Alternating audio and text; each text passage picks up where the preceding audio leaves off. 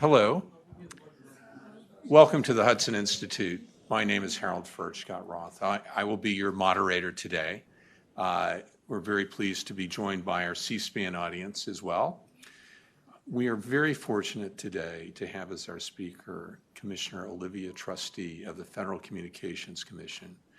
Commissioner Trusty has served on the commission for much of the past year.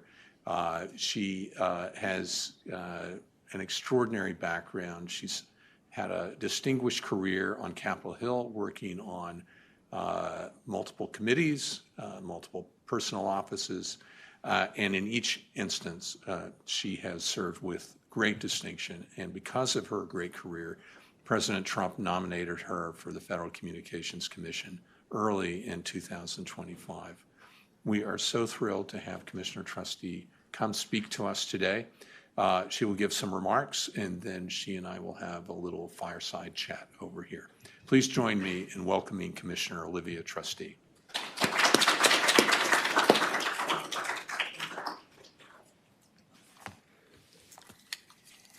Thank you for that very kind introduction, and good afternoon, everyone. It is a pleasure to join you today at the Hudson Institute, and a special thanks to Dr. Harold Scott Roth for the invitation to speak with you today.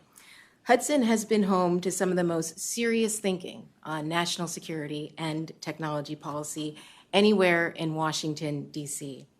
Many of the conversations that have shaped U.S. strategy in the digital age have started in rooms just like this, so it's a privilege to contribute to that dialogue today. Now, when Americans think about national security, they often picture warships, warfighters parachuting out of helicopters, satellites, intelligence agencies, cyber defenders, and more. Those images matter. But underneath all of those images is something much more fundamental: the strength and security of the communications infrastructure that connects our country. Our military runs on it. Our financial markets depend on it. Our hospitals, power grids, schools, small businesses, and emergency responders rely on it every hour of every day. We live in a world where everything from 911 calls to the stability of our global economy flows across networks built with fiber, spectrum, satellite pathways, and increasingly, software-defined architectures. That means the security and resilience of these networks are not niche concerns. Indeed, this is not just an IT issue. It is a foundational national priority. Today, I want to explore what securing America's communications infrastructure means in more contested environments, how the threat landscape has evolved, and what steps the FCC can consider as part of a broader national effort working collaboratively with industry, federal partners, and Congress. My first point is simple. The threats and risks facing our communications networks today are more numerous, more sophisticated, and more intertwined than at any point in recent history. The United States is in a strategic competition with authoritarian governments that view communications technologies as instruments of geopolitical influence. For example, China's investments across telecommunications supply chains, undersea cables, advanced wireless systems, and satellite constellations are extensive. Beijing is seeking to shape global standards, deployment models, and in some cases, dependencies. Russia, although smaller economically, remains aggressive in probing communication systems through cyber operations, jamming, electronic warfare, and more.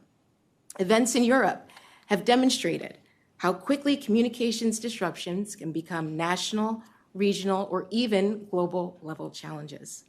And other nations are developing sophisticated tools to target communications pathways, whether through cyber means, radio frequency exploitation, or interference with space systems.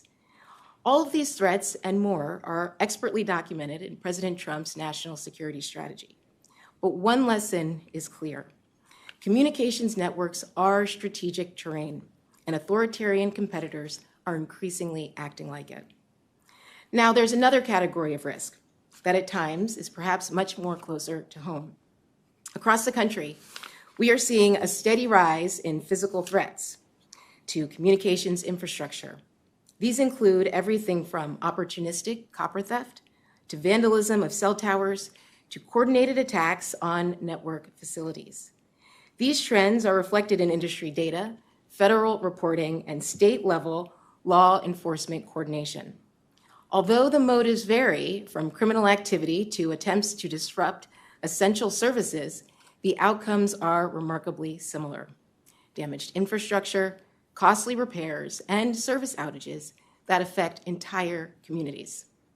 When a major fiber line is cut, it can disrupt 911 services, interrupt broadband access for homes and businesses, delay transportation operations, and hinder critical facilities such as hospitals and financial centers. Even short-duration outages can have cascading consequences in sectors that rely on precise timing or continuous connectivity. And the most concerning threats increasingly combine physical and digital measures. A physical disruption could be paired with a cyber intrusion. GPS interference might be timed to obscure unauthorized access to a critical site. Routing or cloud systems could be manipulated to coincide with targeted outages. Even a supply chain weakness can be exploited during periods of network instability. Responding to these types of threats requires innovative thinking about how to design networks to deter or detect these types of intrusions, adapt quickly, and recover gracefully when disruptions occur. It also requires vigilance in maintaining clear lines of responsibility, coordinated preparedness, and information sharing across the entire ecosystem. Now, I like to think that my focus on some of these issues is shaped, at least in part, by some of my childhood experiences. Growing up with 6 siblings, I quickly learned that no lock or closed door was ever truly secure. My younger sisters had a way of finding my hidden treasures, including bracelets, clothes, even secret snacks, no matter how carefully I tried to protect them. But what I learned then remains true now. Threats are often creative, persistent, and unexpected. You can put up safeguards, but determined actors will probe for weaknesses. That's why when it comes to our communications networks, resiliency, redundancy, and rapid response matter just as much as prevention. My time working on the Senate Armed Services Committee was also instructive. I saw firsthand how deeply the security of our communications networks is intertwined with America's military readiness and national resilience. It became clear to me that cyber vulnerabilities are no longer abstractions debated in classified briefings. Indeed, they have real-world implications for deterrence, crisis response, and the safety of our service members deployed around the world. That experience impressed upon me that protecting communications infrastructure is not only a technical challenge, it is a national security imperative. And it's for these reasons I have made this work a priority of mine at the FCC. Now, I understand that the FCC is not the Pentagon. It's not an intelligence agency either, and it's not the federal government's incident response arm, nor should it be. But it does play a critical national security role and has for decades. That role is rooted in the Commission's responsibility to promote the reliability, resilience, and continuity of the nation's communications networks. Cybersecurity, in this sense, is a shared responsibility across the government and industry.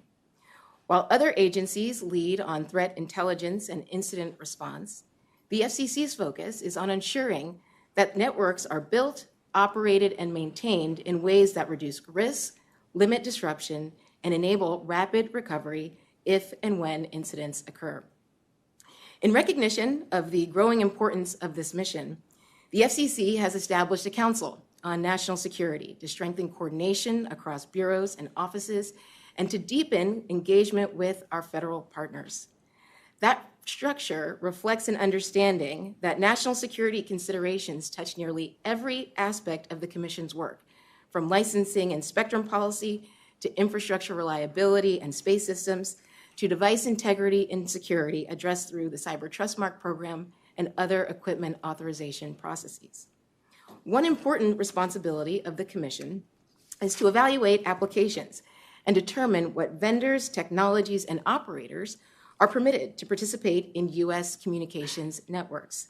Through the covered lists, licensing decisions, and close coordination with the national security community, the FCC helps prevent untrusted equipment from becoming embedded in the systems that underpin our country's economic and national life.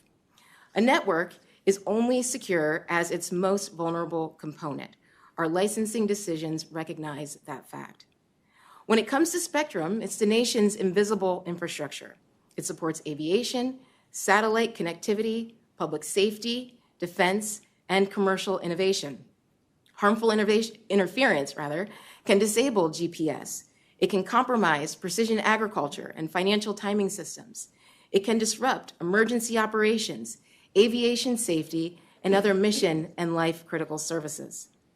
As spectrum gets more crowded and more valuable, the FCC's responsibility to ensure predictability, reliability, and protection from harmful interference becomes increasingly vital. And there's the FCC's long-standing authority over outage reporting, 911 reliability, and disaster coordination. Many of those frameworks were built for yesterday's communication systems based on copper loops, circuit switching, and geographically bound networks. Today's networks are hybrid, cloud-based, software-defined, and distributed. The Commission's ongoing efforts to re-examine how outaged information is collected, how disruptions are addressed, and how reliability expectations are defined in an era of constantly evolving threats can enhance public safety, network resilience, and national security. As part of the broader Build America agenda, the Commission's work to modernize the resilience of our communications networks, I believe, rests on the following 4 pillars. Pillar 1, modernizing legacy infrastructure. Legacy copper networks are increasingly vulnerable to theft, weather-driven failures, and sabotage. Fiber networks, by contrast, are far more resilient, harder to steal, easier to secure, and more reliable. Modernization is not simply a broadband goal, it is a security goal. As states, providers, and federal programs continue investments in next-generation networks, security and resilience should be explicit, not implicit objectives by adhering to NIST best practices and CISA guidance. Modern infrastructure is not just faster, it is structurally harder to exploit. Any review of resiliency frameworks should consider ways to support the transition to more modern systems while ensuring no community is left behind. Pillar 2, hardening critical network nodes. America's networks have strategic choke points, long-haul fiber junctions, submarine cable landing stations, central offices and switching centers, satellite gateways, cloud interconnection hubs, and 911 centers. A disruption to any of these can have regional or national consequences. While industry-led initiatives are essential, federal partners, including the FCC, can help encourage stronger protections, improved situational awareness, and deeper coordination, as well as threat intelligence sharing with law enforcement. These issues are best addressed through public-private partnerships and collaborative models. We should avoid prescriptive regulations or one-size-fits-all approaches that reduce agility and flexibility in responding to new and emerging threats and ultimately create a false sense of security. We should also be candid that some of our most significant vulnerabilities sit precisely at these intersections, places where digital and physical systems converge. Hardening them requires joint planning, realistic exercises, and a better shared picture of risk. Pillar 3, space and satellite security. We are entering an era where LEO constellations, satellite backhaul, and hybrid networks are integral to our national infrastructure. Space is now a viable and growing part of our critical communications system. The FCC's responsibilities regarding licensing, orbital safety, debris mitigation, and spectrum management are increasingly tied to ensuring a resilient and secure space economy. Our processes should reflect that reality. And as space systems become more central to civilian and military communications, the Commission's work will increasingly intersect with broader national security considerations, including interference resilience, supply chain integrity for satellite components, and coordination with our allies to preserve a stable orbital environment. And Pillar 4, data, analytics, and emerging technologies. The FCC has access to enormous amounts of data on outages, spectrum usage, equipment, and network performance. Data-driven tools, including AI, can strengthen detection of anomalous interference, predict outage risks, identify unauthorized devices, and illuminate supply chain vulnerabilities. The opportunity is not simply to collect more data, but to convert the data we already have into actionable insights. Advanced analytics using artificial intelligence and quantum computing can help spot patterns across geographies, technologies, or time that might otherwise remain invisible. Leveraging these tools can help inform decisions more quickly and more accurately. As the FCC looks ahead, several additional areas warrant deeper, sustained attention.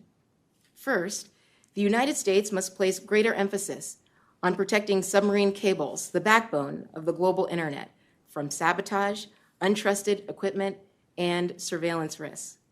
This work necessarily requires close coordination with the State Department, the intelligence community, and our allied partners, because these cables are both international assets and shared vulnerabilities.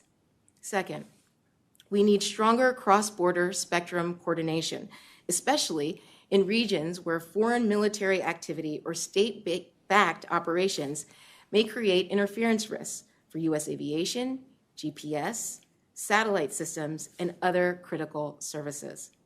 These issues cannot be managed solely within our borders. They demand a strategic international approach. Third, the FCC can help support more robust situational awareness tools for state, local, and tribal emergency authorities. These officials increasingly depend on timely, accurate, and actionable information about network outages and modernizing those tools which strengthen response and recovery during crises. Fourth, the FCC, in coordination with our federal partners and the private sector, would benefit from engaging in more realistic, multi-sector resilience exercises, drills that simulate the kinds of complex emergencies our networks may face. These should test scenarios such as a coordinated physical attack on a fiber hub, occurring simultaneously with a cyber intrusion on a cloud routing provider.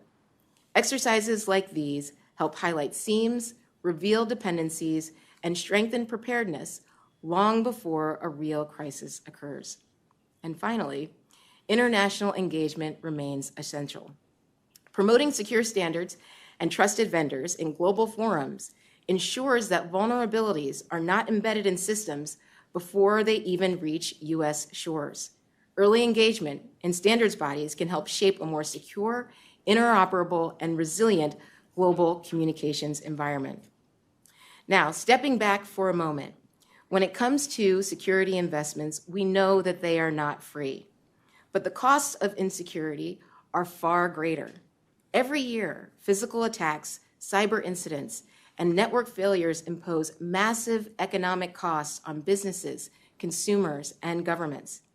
Resilient networks share common characteristics: redundancy, modern equipment, trusted vendors, backup power, clear reporting processes, and coordinated engagement with public safety. Policies that support these characteristics through clarity, predictability, and adaptability can strengthen the entire system.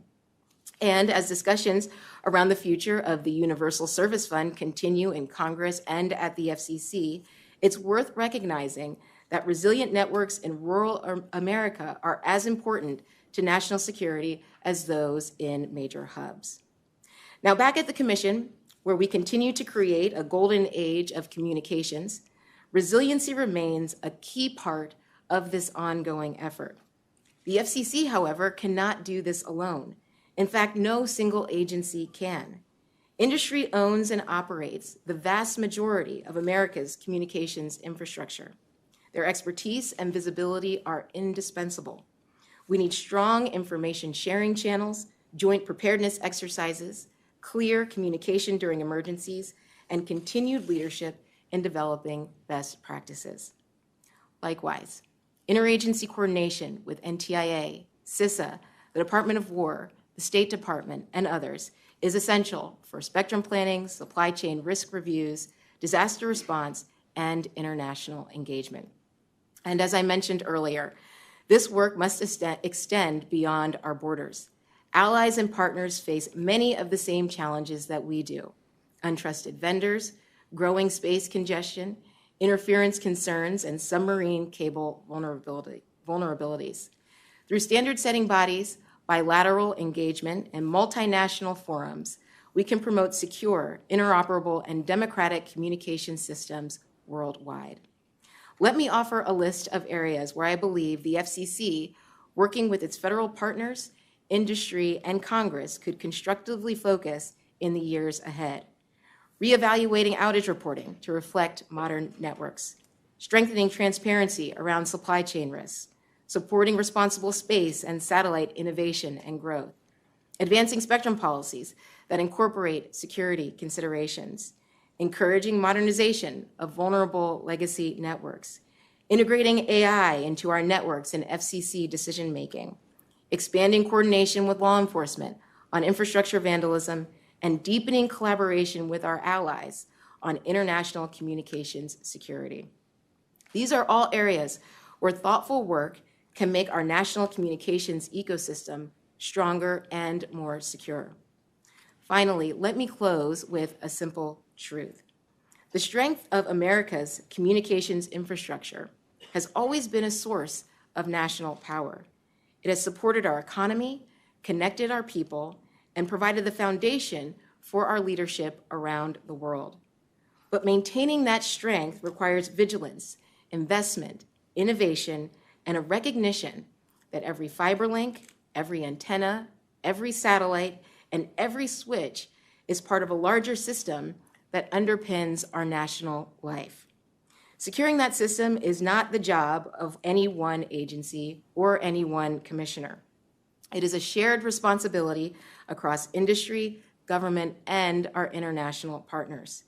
If we meet that responsibility with seriousness and unity of purpose, America will continue to lead in the world in innovation, resilience, and strategic strength. Thank you so much for the opportunity to speak with you all today. Thank you, Dr. Harrell.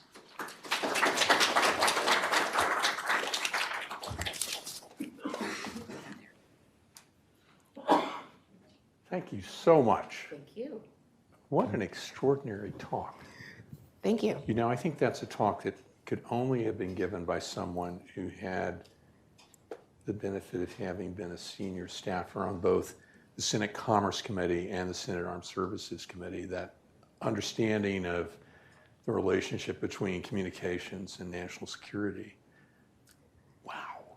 Well, thank you. You know, it was a great opportunity to work on both the Commerce Committee and the Armed Services Committee. A lot of my focus was on spectrum. And so as I was on the Armed Services Committee, I certainly developed a greater appreciation for how critical spectrum is for our national security efforts. But I also know that spectrum is the lifeblood of wireless communications. And so having both of those experiences really helps me to identify areas of common ground, especially as we're working at the FCC to implement the provisions in the One Big Beautiful Bill. What were some of your greatest surprises when you came from Capitol Hill to the FCC? Sure. Well, you know, working at the FCC has been a lot of fun.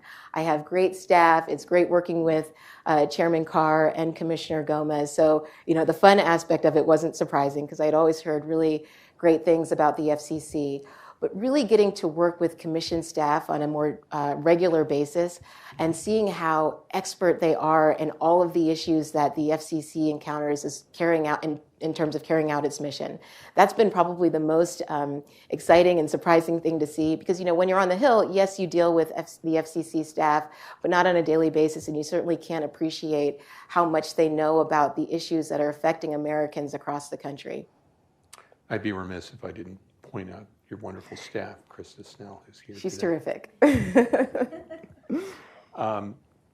I had the same experience. The FCC staff is very impressive, the depth of knowledge coming from Capitol Hill. Do you find that you work with the Department of Defense at all, or tell us about that, about the coordination between the FCC and DoD? Sure. Well, early in my time at the FCC, I had an opportunity to speak at a Department of War conference, if you will. Sorry, Department of War, right? Yeah. All good.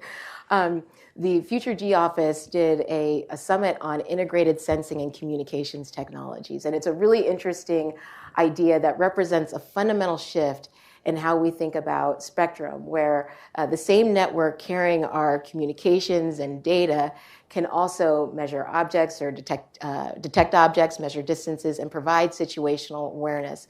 And all of this can lead to greater smart infrastructure, autonomous vehicles, industrial robotics, and augmented reality at scale. So I think the ways in which I see the FCC coordinating with the Department of War are on new and innovative ways of approaching spectrum to accommodate both our economic and national security goals. You mentioned in your talk about this new council that Chairman Carr has set up, National Security Council. Tell us a bit more about that and who's on it and how does it work? Sure. Well, when it comes to the Council on National Security, it's an internal body within the FCC, and it's an opportunity or platform for us to leverage our authorities, for example, under the Secure and Trusted Communications Networks Act, where we work with national security agencies to ban equipment from our communications networks that pose an unreasonable or unacceptable threat to national security.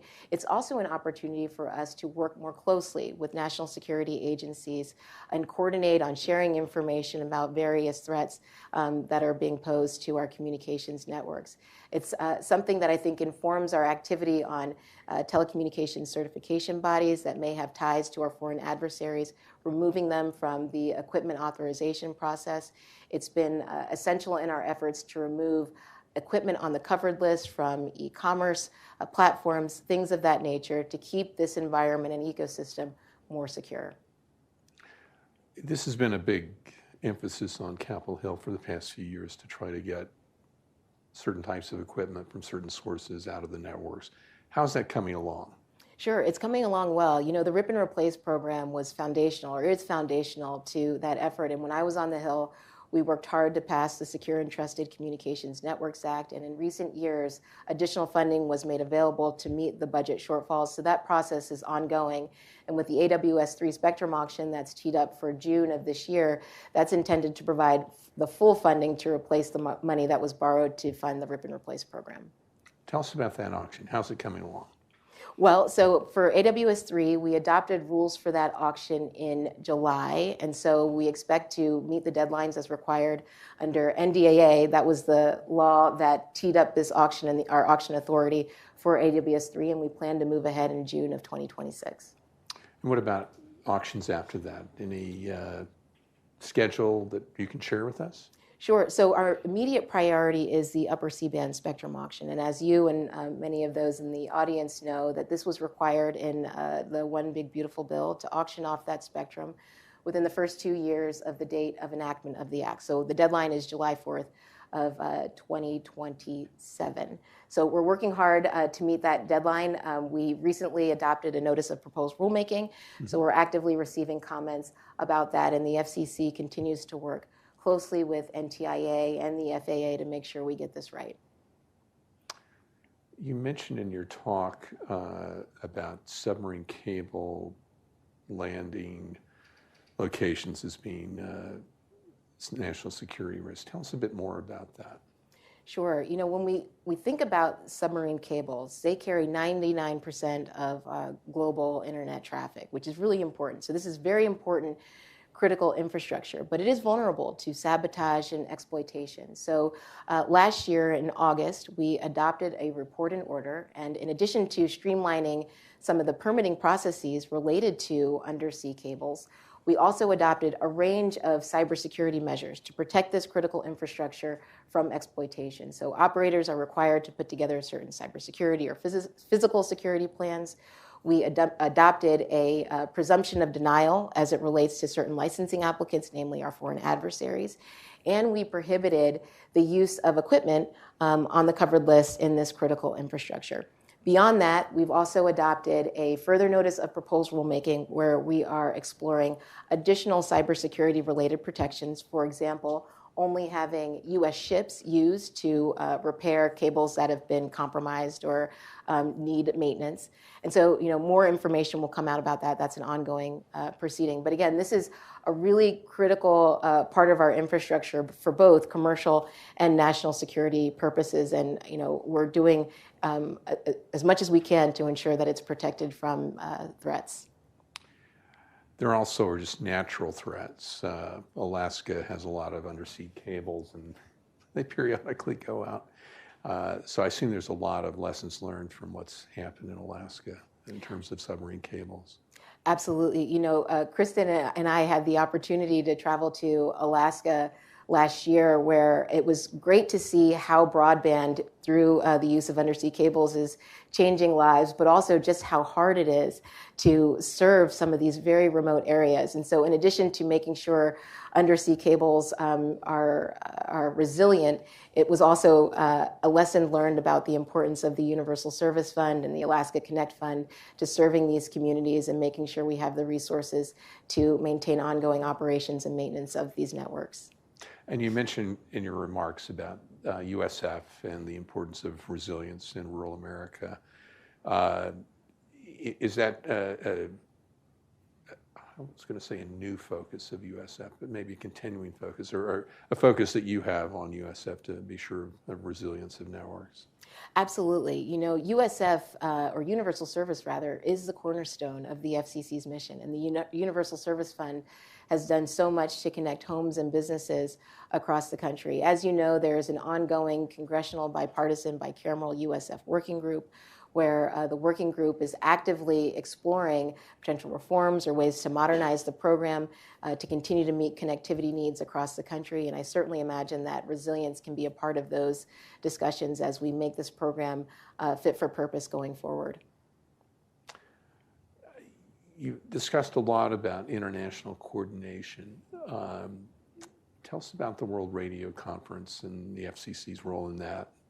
Sure. A couple of thoughts. I had the opportunity to travel to Baku, Azerbaijan. Wow. Yeah, I didn't even know where that was. But we traveled there last year, and it was for the International Telecommunications World Telecommunication Development Conference. And that was really the kickoff to this series of meetings that will lead up to the World Radio Communications Conference in 2027. And so these conferences are essential to promoting American values, our economic competitiveness, and national security. In the World Radio Communications Conference in 2027, this is where a lot of spectrum policy decisions will be discussed that will ensure or will position us for 6G leadership as well as leadership in the space economy. And I think what's really important is that we have a unified U.S. strategy going into this conference where we focus on key U.S. priorities, we work with our international allies in advance and preempt those who are seeking to undermine U.S. interests. And I'll go back to the One Big Beautiful Bill. It really provides the foundation that we need to have a unified position going into that conference in the next year or so. What are some of the key issues for the United States at the World Radio Communications Conference? Sure. I think, with the agenda items, they're focused on spectrum for IMT in the 4, 7, and I think the 14, 15 gigahertz band. There's also items related to satellite services, NGSOs, and fixed satellite services. So positioning the United States to lead or have the preferred technologies and standards achieve harmonization and scale is going to be critically important for us going into that conference. Is that conference going to be held in China, or What's the latest on that? Yes, so my understanding is that the conference is going to be held in Shanghai, China. And so right now, as you know, the State Department kind of leads the delegation at the WRC. They are working closely with the ITU as well as commission staff and the NTIA to make sure any of our security issues are addressed before we get there so that we can engage fully in that conference. We've seen just in the past week or so internationally the importance of the internet in places like Iran and Venezuela, and then the governments, particularly in Iran, trying to take the internet down to keep information from flowing out, and yet somehow information is seeping out of Iran, which I think is a prime example of what you were talking about, the importance of communications policy for national security purposes. I assume that that's something you've been following very closely, the developments in Iran and other countries.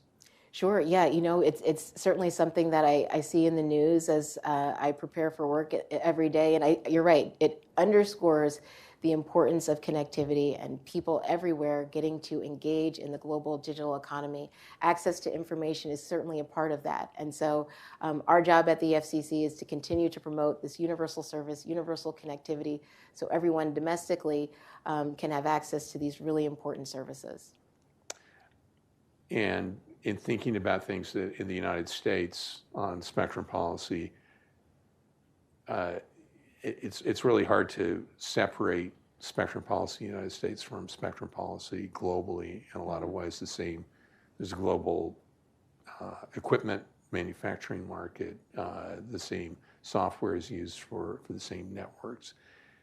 How does the FCC coordinate that with, say, NTIA or the State Department or other federal agencies? And you were talking about this in your speech, and this is an increasing area that we do need some coordination. Absolutely. You know, the FCC has had a long history of working closely with NTIA and the State Department on spectrum management matters. As it relates to the FCC and NTIA, we have an MOU that underpins how we work together to ensure we are making spectrum available to advance the public interest, and it's being put to its highest and best use. And so, again, with the restoration of auction authority and the long-term spectrum pipeline we have, thanks to Congress and President Trump, we have an opportunity to continue working well on that front to make spectrum available. You mentioned in your remarks about security marks on software and equipment to be sure that they're secure. Can you tell us a bit more about that? Sure. So, you know, a couple of things that we are working on related to security at the FCC. I mentioned the Secure and Trusted Communications Networks Act. We have our Operation Clean Cart initiative, where we're working with online retailers or e-commerce platforms to remove equipment on the covered list from their platforms. We have the Bad Labs order or proceeding where entities with ties to our foreign adversaries can't take part in our equipment authorization process. We also recently signed a MOU with our Five Eye partners to share information about supply chain integrity and network security. So those are many of the things that we're working on to ensure more resilience and security in our equipment in this ecosystem. I should mention the Cyber Trust Mark program, where a public notice was just issued, where we're looking for a new administrator to ensure that this program can continue and we can maintain device integrity and security going forward. Can you tell us a bit more about the Cyber Trust Mark program? Sure. So it's a voluntary program based on NIST standards that helps to enhance consumer awareness about cybersecurity and promote greater cybersecurity among device manufacturers. A lot of people equate it to the Energy Star program, where it's an official stamp of approval that you've got the security that you need and it's safe for taking home with you. And so I think that can help, again, build more security and more resilience in our communications ecosystem. Yes, and how does the FCC play in that role with other agencies? What is the FCC's role versus NIST versus other federal agencies? Sure. So, one of the things I mentioned in my speech was how this is a shared responsibility. And so the FCC's responsibility as we think about cybersecurity or network resilience is about continuity of service.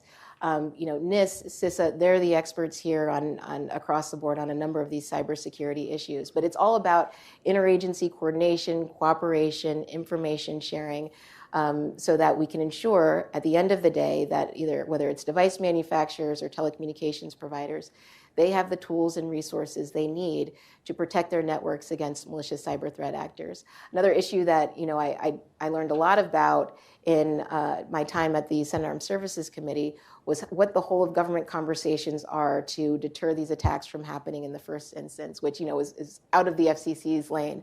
Right. But it's something that's really interesting. I think it's really important to maintaining reliability, resiliency, and security.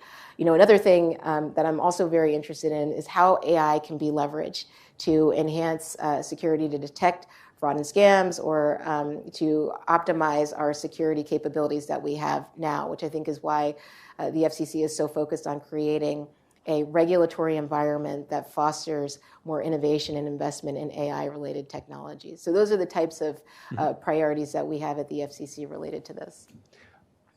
One of the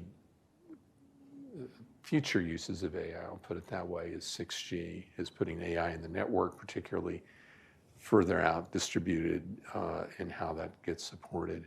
Can you tell us a bit about the FCC's role in 6G, or what? I suspect industry is telling you all a great deal about their 6G plans, and what are you hearing? Sure. Well, high level, 6G, the technology is in its infancy. Standards development is underway, but I think the opportunity that the FCC has right now is to identify spectrum and infrastructure needs so that the United States is positioned to capture first mover advantages when it comes to this technology. So if we want to lead in 6G technologies, first let me commend President Trump for putting out his Spectrum memo, which outlines different things that the FCC should do, or that the NTIA should do as it relates to spectrum. That's critical.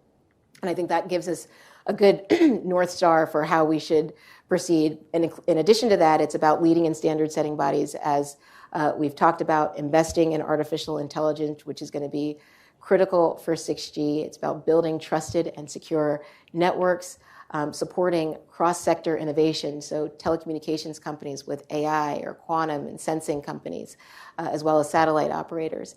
And it's about building international coalitions so that our preferred, again, standards and technologies achieve harmonization and scale. And I think it's never too early to be thinking about what the next spectrum pipeline should look like following the implementation of all the OB3 provisions.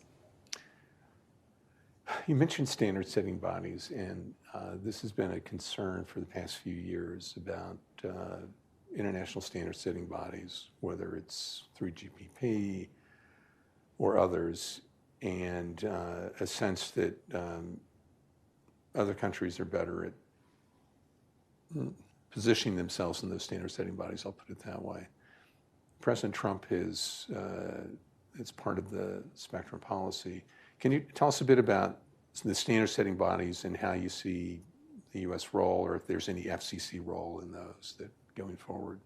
Sure. Well, I think our role is about coordinating with industry and our federal partners to make sure, again, that we have a unified position. I think that's really beyond the leadership in our institutions, the president, of course, at the NTIA, the State Department, and Chairman Carr. It's about having alignment among public and private sector interests. It's about making sure we have resources to support our technical and diplomatic representation needs at these standard setting bodies or conferences more broadly. And it's about doing pre-coordination with our international allies so that we can find some advantages in these types of forums. Although some of these are just purely engineering, it's not really, it's not a State Department issue. They're not Sure. Governmental. Sure, but still, our engineers can be coordinating with each other across countries. Yeah, definitely.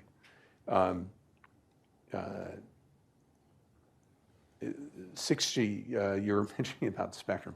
How do you see that playing out? I know that's very far, not so far in the future. Is there planning going out the FCC about identifying spectrum for 6G purposes?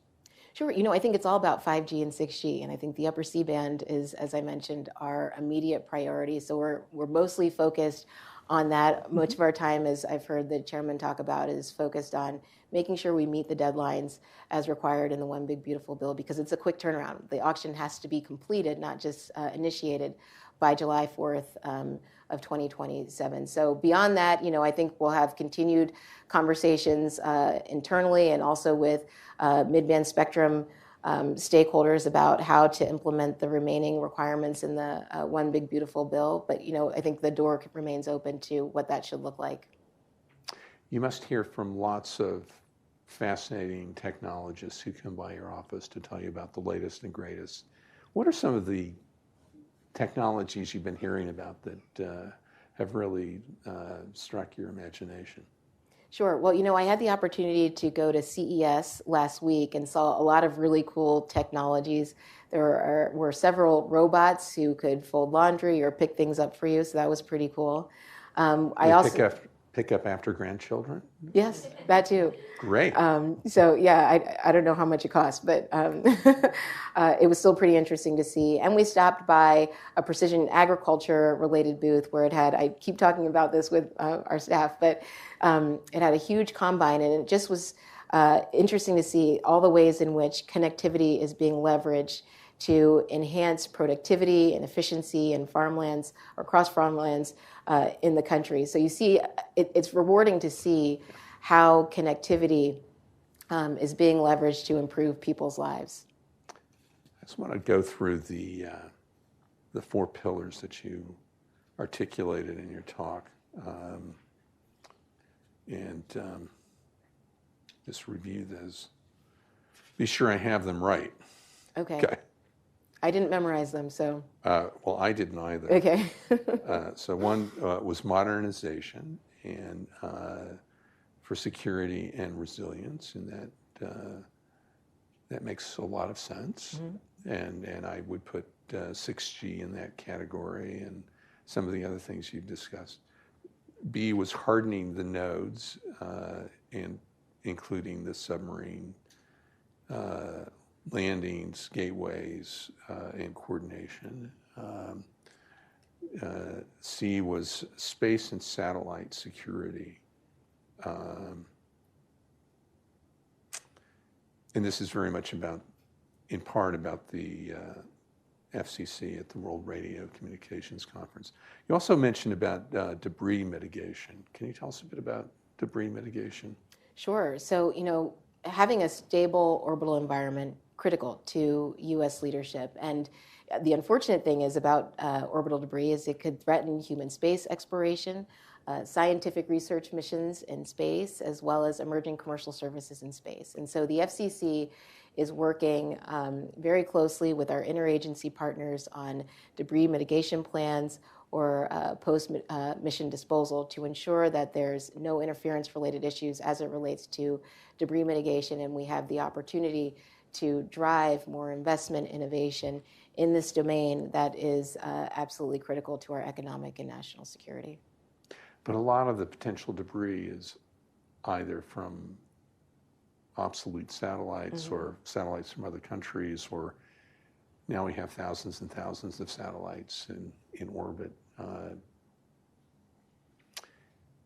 Tell us a bit about the different agencies working on that. Obviously, the FCC, I assume NASA is working on that. I assume the State Department.